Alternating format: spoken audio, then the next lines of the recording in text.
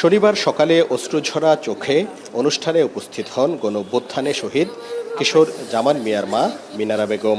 হাত ধরে তাকে আসনে বসান জুলাই স্মৃতি ফাউন্ডেশনের প্রধান নির্বাহী কর্মকর্তা মীর মাহবুবুর রহমান স্নিগ্ধ। এ সময় ছেলে হারানো বেদনায় স্নিগ্ধকে জড়িয়ে ধরে কান্নায় ভেঙে পড়েন তিনি। আহাজারিতে ভারী হয়ে ওঠে পরিবেশ।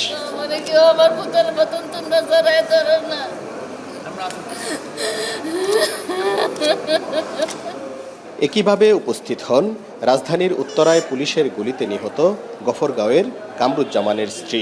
কোলে ৮ মাসের ছেলে গালিব আবরার। শিশুটি এখনও যেন খুঁজে ফেরে বাবার মুখ। পাশেই শহীদ হওয়া বড় ভাই শাহরিয়ার মতিনের ছবি বুকে নিয়ে অশ্রুসিক্ত ছোট বোন।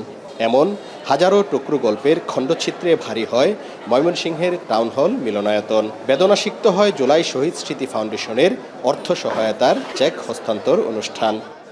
আমার 3টি সন্তান, ওর মৃত্যুতে আমার সন্তান নিয়ে আমি খুবই দুশ্চিন্তায় আছি, ওদের ভবিষ্যৎ নিয়ে। 19 বছর বয়সের একটা ছেলে, তার পিছনে কত শ্রম, কত সাধনা, কত কিছু। প্লে গ্রুপ থেকে লেখাপড়া করে এসএসসি পাস করছে 2024-এ। সরকারের কাছে আমার একটাই দাবি, আমি আমার ছেলেরা যে হত্যা করছে আমি তার বিচার চাই। শুরুতেই শহীদ পরিবারের কাছে স্বজন হারানোর স্মৃতিচারণ শোনেন ফাউন্ডেশনের সাধারণ সম্পাদক সার্জিস আলম ও প্রধান নির্বাহী মীর মাহবুবুর রহমান স্নিগ্ধ। এ সময় ফাউন্ডেশনের পক্ষ থেকে জুলাই গণঅভ্যুত্থানে হতাহত প্রত্যেক পরিবারের পাশে দাঁড়ানোর কথা বলা হয়। 5ই আগস্টের পরে যারা দায়িত্ববানরা দায়িত্ব নিয়েছে বাংলাদেশে, তাদের উচিত যখন শপথ বাক্য পাঠ করবে ন্যূনতম একজন শহীদ পরিবারকে সামনে রেখে শপথ পাঠ্য বাক্য করা উচিত। তাহলে তারা বুঝতে পারবে যে কতটা ত্যাগের বিনিময়ে, কতটা দুঃখের বিনিময়ে তারা তাদের দায়িত্ব গ্রহণ করছে।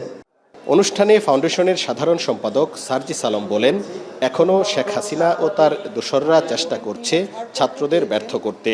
জানান, বেঁচে থাকলে শহীদ ও আহত পরিবারে কোনো শোকনের আঁচড় লাগতে দেয়া হবে না।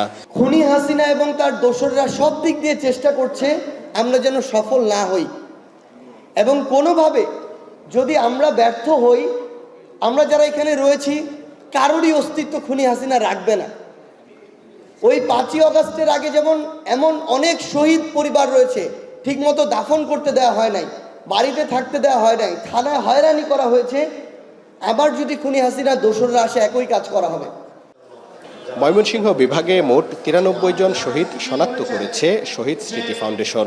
এর মধ্যে 55 জনের পরিবারের প্রত্যেককে 5 লাখ টাকার অনুদানের চেক তুলে দেয়া হয়। বাকিদের পরিবারের সাথে যোগাযোগ করে পরবর্তীতে অনুদানের চেক পৌঁছে দেয়া হবে বলে জানায় ফাউন্ডেশন।